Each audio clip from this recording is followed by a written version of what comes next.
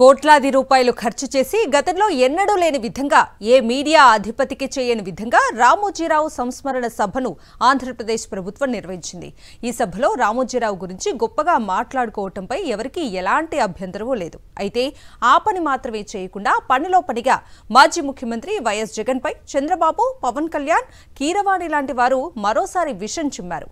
ముఖ్యంగా కీరవాణి లాంటి సినిమా ప్రముఖుడు చేసిన రాజకీయ విమర్శలు సర్వత్రా విమర్శల పాలవుతున్నాయి. రామోజీరావు సంస్మరణ సభలో వెల్లువెత్తిన అబద్ధాలపై senior journalist Kommineni Srinivasa Rao comment చూద్దాం. ఈనాడు గ్రూప్ సంస్థల అధినేత రామోజీరావుకు ఏపీ ప్రభుత్వం నిర్వహించిన సంస్మరణ సభలో కొందరు వక్తలు మాట్లాడిన తీరు అభ్యంతరకరంగా ఉంది. ప్రభుత్వ పరంగా ఒక ప్రైవేటు వ్యక్తికి ఇలా సంస్మరణ సభలు నిర్వహించవచ్చా అన్న చర్చ ఒకటైతే, కీరవాణి వంటి సినీ ప్రముఖులు గత వైసీపీ ప్రభుత్వాన్ని ఉద్దేశించి చేసిన వ్యాఖ్యలు తీవ్ర విమర్శలకు గురవుతున్నాయి. కీరవాణి కులగజ్జితోనో పార్టీ గజ్జితోనో మాట్లాడారన్న భావనను పలువురు వ్యక్తం చేస్తున్నారు. ఏపీ ముఖ్యమంత్రి చంద్రబాబు నాయుడు అయితే తన మామ మాజీ ముఖ్యమంత్రి తెలుగుదేశం వ్యవస్థాపకుడు ఎన్టీ రామారావును అలాగే రామోజీరావును సమానం చేస్తూ రాజగురువు పట్ల తన భక్తిని చాటుకున్నారు. ఉప ముఖ్యమంత్రి పవన్ కళ్యాణ్ ఈనాడు నిష్పక్షపాతంగా వార్తలు ఇస్తుందని అంటూ గత ప్రభుత్వం ఓడిపోయిందన్న వార్త విన్న తర్వాతే రామోజీ కన్నుమూశారని చెప్పారు. ఈ విషయాన్ని బట్టే రామోజీ పక్షపాతంగా పనిచేశారా లేక నిష్పక్షపాతంగా తన మీడియాలో కవర్ చేశారా అన్నది పవన్ చెప్పకనే చెప్పారనుకోవచ్చు. చంద్రబాబు, పవన్ కళ్యాణ్లు రాజకీయ నేతలు గనుక ఈనాడు మీడియాతో తమ రాజకీయ అవసరాలు తీర్చుకోవాలి కనుక అలా మాట్లాడారులే అని సరిపెట్టుకోవచ్చు. కానీ కీరవాణి చేసిన రాజకీయ విమర్శ అర్ధరహితంగా ఉందని చెప్పాలి. సంస్మరణ సభ కనుక రామోజీ గురించి 4 మంచి మాటలు చెప్పడం తప్పు కాదు. ఆయన్ను బాగా పొగడదలిస్తే పొగడవచ్చు, అభ్యంతరం లేదు. కానీ అంతటితో ఆయన ఆగలేదు. రామోజీ ఏపీని ఎంతో ప్రేమిస్తారట. అలాంటి ఏపీ కబంధ హస్తాల నుంచి బయటపడిన తర్వాతే నిష్క్రమించారని ఆయన తెలిపారు. ఇది దుర్మార్గమైన కామెంట్. రామోజీ నిజంగానే ఏపీని ప్రేమించి ఉంటే అది ఎలాగో చెప్పి ఉండాల్సింది. ఏపీ ప్రభుత్వం గత 5 ఏళ్లలో కబంధ హస్తాల్లో ఉండి ఉంటే అది ఏ రకంగానూ వివరించాలి కదా. పేదల కోసం జగన్ ప్రభుత్వం పనిచేస్తే అది కబంధ హస్తం అవుతుందా?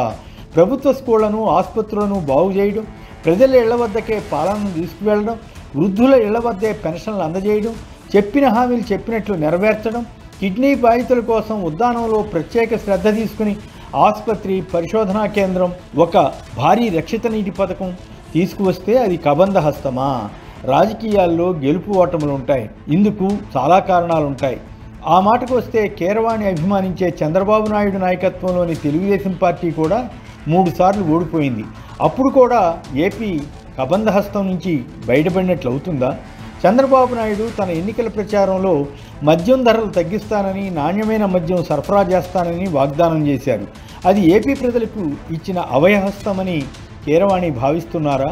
జగన్ అమలు చేసిన వాగ్దానాల కన్నా 3 రెట్లు అధికంగా ప్రజలకు డబ్బు పంచుతానని టీడీపీ మేనిఫెస్టోలో ప్రకటించారు. అప్పుడు అది కబంధ హస్తం అవుతుందా లేక అభయహస్తం అవుతుందా? మద్యం ధర తగ్గించి, సినిమా టిక్కెట్ల రేట్లను పెంచి ప్రజలను దోపిడీ చేయడానికి బడా సినీ నిర్మాతలకు అవకాశం ఇవ్వడం ఏపీకి అభయహస్తం ఇచ్చినట్లవుతుందని కీరవాణి అనుకుంటుండవచ్చు. ఏపీలో సినిమా పరిశ్రమను అభివృద్ధి చేయడం, కనీసం 30% షూటింగులు చేయాలని జగన్ కోరితే అది కబంధ హస్తం అన్నమాట. పోనీ రామోజీకి నిజంగానే ఏపీపై అంత ప్రేమ ఉంటే ఆ రాష్ట్రంలో గత 10 ఏళ్లలో ఆయన పెట్టిన సంస్థలు ఏమి ఉన్నాయి? ఎంత పెట్టుబడి పెట్టారు? పోనీ అంతకుముందైనా ఆంధ్ర, రాయలసీమ ప్రజల కోసం ఆయన చేసిన సేవ ఏమిటి? తుఫాను వంటివి వచ్చినప్పుడు విరాళాలు సేకరించి కొన్ని చోట్ల ఒక 100 ఇళ్ళు నిర్మించి ఉండవచ్చు. అది తప్ప మిగిలినంతా ఆయన చేసింది వ్యాపారమే కదా. అంతవరకు ఆయన గొప్పవాడే అని చెప్పండి. కానీ ఏపీని ఆయనే ఉద్ధరించినట్లు కలరింగ్ ఇవ్వడం ప్రజల్ని మోసం చేయడమే అవుతుంది. మార్గదర్శి సంస్థల ద్వారా సేకరించిన డబ్బు తీసుకువెళ్ళి తెలంగాణలో రామోజీ ఫిల్మ్ సిటీని, టీవీ కార్యాలయాలను నెలకొల్పారు. కానీ ఏపీలో ఏమైనా పెట్టుబడి పెట్టారా? ఈనాడు మీడియా ద్వారా అబద్ధాల ఫ్యాక్టరీని పెట్టి నిత్యం తనకు గిట్టని వారిపై విషం చిమ్మటం విలువలకు ప్రాధాన్యత ఇచ్చినట్లా? ఏపీకి ఎంత మేలు చేశారో కానీ హాని మాత్రం బాగా ఎక్కువగానే చేశారు. మీడియా లేకుండా కేవలం ఇతర వ్యాపారాలకే రామోజీ పరిమితమై ఉంటే చంద్రబాబు నాయుడు ప్రభుత్వ పరంగా ఎంత భారీ సభ నడిపేవారా? కీరవాణి ఇంతగా పొగిడేవారా? ఏపీలో తొలితరం పారిశ్రామికవేత్తలుగా పేరొందిన హరిశ్చంద్ర ప్రసాద్ వంటి వారికి కానీ, దేశంలోని అత్యున్నత స్థానాలకు చేరిన మాజీ రాష్ట్రపతి నీలం సంజీవ్ రెడ్డి, మాజీ ప్రధాని పివి నరసింహరావు, ఉమ్మడి ఏపీకి చెందిన పలువురు మాజీ ముఖ్యమంత్రులకు కానీ ఇవ్వనంతగా గౌరవం ఇచ్చారంటే కేవలం మీడియా ద్వారా ప్రభావితం చేయడం కాదా? తెలుగుదేశం పార్టీకి, అందులోనూ చంద్రబాబు నాయుడుకు బాజాలు కొట్టినందుకు కాదా? ముఖ్యమంత్రి చంద్రబాబు నాయుడు మాట్లాడుతూ నీతి నిజాయితీల కోసం రామోజీ బతికారని చెప్పారు. మార్గదర్శిపై ఎన్నో కేసులు పెట్టారని, ఎన్నో రకాలుగా హింసించారని ఆయన అన్నారు. రామోజీ తన పత్రిక, టీవీ ద్వారా చాలామందిని అంతకన్నా ఎక్కువగానే హింసించారు. అవన్నీ ఎందుకు? మార్గదర్శి ద్వారా డిపాజిట్లు వసూలు చేయవచ్చా? అది చట్టబద్ధమేనా? అందులో నల్లధనం పెద్ద ఎత్తున ఉందని వచ్చిన అభియోగాలపై ఎందుకు రామోజీ తన జీవితకాలంలో వివరణ ఇవ్వలేకపోయారు?